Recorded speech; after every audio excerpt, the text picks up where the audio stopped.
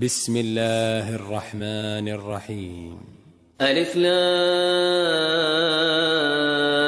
را تلك آيات الكتاب وقرآن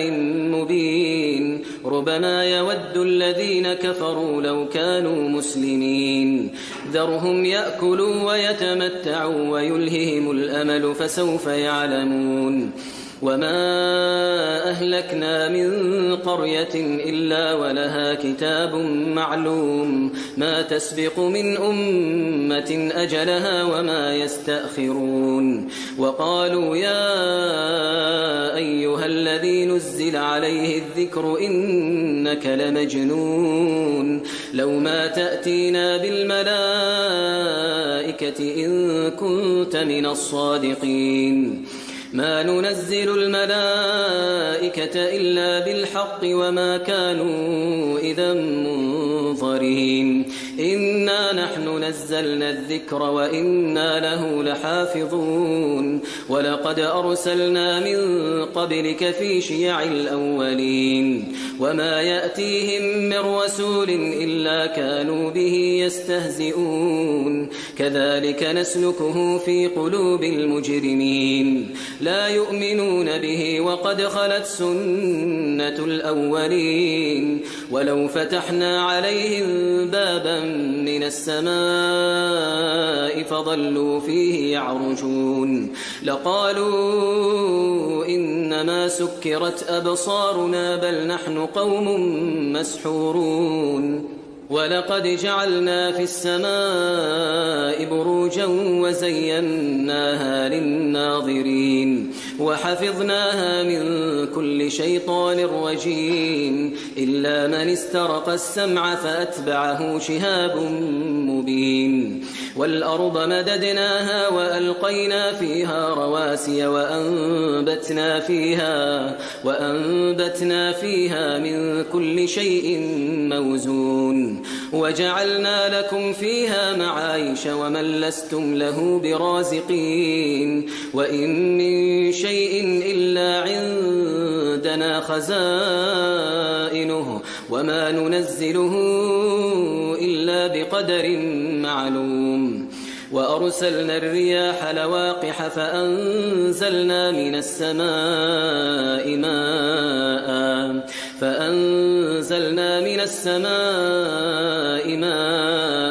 فأسقيناكموه وما أنتم له بخازنين وإنا لنحن نحيي ونميت ونحن الوارثون ولقد علمنا المستقدمين منكم ولقد علمنا المستأخرين وإن ربك هو يحشرهم إنه حكيم عليم ولقد خلقنا الإنسان من صلصال من حمأ مسنون والجان خلقناه من قبل من نار السموم وإذ قال ربك للملائكة إني خالق بشرا من صلصال من حمأ مسنون فإذا سويته ونفخت فيه من روحي فقعوا له ساجدين فسجد الملائكة كلهم أجمعون إلا إبليس أبى أن يكون مع الساجدين قال يا إبليس ما لك ألا تكون مع الساجدين قال لم أكن لأسجد لبشر خلقته من صلصال من حمأ مسنون قال فاخرج منها فإنك رجيم وإن عليك اللعنة إلى يوم الدين قال رب فأنظرني إلى يوم يبعثون قال فإنك من المنظرين إلى يوم الوقت المعلوم قال رب بما أغويتني لأزينن لهم في الأرض ولأغوينهم أجمعين إلا عبادك منهم المخلصين قال هذا صراط علي مستقيم إن عبادي ليس لك عليهم سلطان إلا من اتبعك من الغاوين وإن جهنم لموعدهم أجمعين لها سبعة أبواب لكل باب منهم جزء مقسوم إن المتقين في جنات وعيون ادخلوها بسلام آمنين ونزعنا ما في صدورهم من غل إخوانا على سرر متقابلين لا يمسهم فيها نصب وما هم منها بمخرجين نبئ عبادي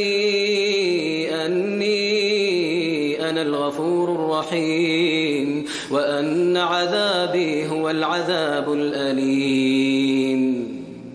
ونبئهم عن ضيف إبراهيم إذ دخلوا عليه فقالوا سلاما قال إنا منكم وجلون قالوا لا توجل إنا نبشرك بغلام عليم قال أبشرتموني على أن مسني الكبر فبم تبشرون قالوا بشرناك بالحق فلا تكن من القانطين قال ومن يقنط من رحمة ربه إلا الضالون قال فما خطبكم أيها المرسلون قالوا إنا أرسلنا إلى قوم مجرمين إلا آل لوط إنا لمنجوهم أجمعين إلا امرأته قدرنا إنها لمن الغابرين فلما جاء آل لوط المرسلون قال إنكم قوم منكرون قالوا بل جئناك بما كانوا فيه يمترون وأتيناك بالحق وإنا لصادقون فأسر بأهلك بقطع من الليل واتبع أدبارهم ولا يلتفت منكم أحد وامضوا حيث تؤمرون وقضينا إليه ذلك الأمر أن دابر هؤلاء مقطوع مصبحين وجاء أهل المدينة يستبشرون قال إن هؤلاء ضيفي فلا تفضحون واتقوا الله ولا تخزون قالوا أولم ننهك عن العالمين قال هؤلاء بناتي إن كنتم فاعلين لعمرك إنهم لفي سكرتهم يعمهون فأخذتهم الصيحة مشرقين فجعلنا عاليها سافلها وأمطرنا عليهم حجارة من سجيل إن في ذلك لآيات للمتوسمين وإنها لبسبيل مقيم إن في ذلك لآية للمؤمنين وإن كان أصحاب الأيكة لظالمين فانتقمنا منهم وإنهما لبإمام مبين ولقد كذب أصحاب الحجر المرسلين وآتيناهم آياتنا فكانوا عنها معرضين وكانوا ينحتون من الجبال بيوتا آمنين فأخذتهم الصيحة مصبحين فما أغنى عنهم ما كانوا يكسبون وما خلقنا السماوات والأرض وما بينهما إلا بالحق وإن الساعة لآتية فاصفح الصفح الجميل إن ربك هو الخلاق العليم ولقد آتيناك 7 من المثاني والقرآن العظيم لا تمدن عينيك إلى ما متعنا به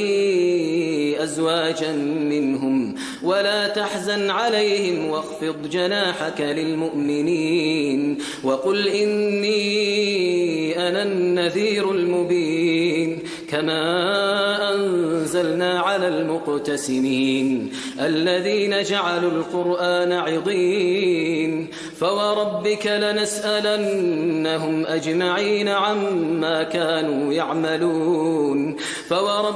لنسألنهم أجمعين عما كانوا يعملون فاصدع بما تؤمر وأعرض عن المشركين إنا كفيناك المستهزئين الذين يجعلون مع الله إلها آخر فسوف يعلمون ولقد نعلم أنك يضيق صدرك بما يقولون فسبح بحمد ربك وكن من الساجدين واعبد ربك حتى يأتيك اليقين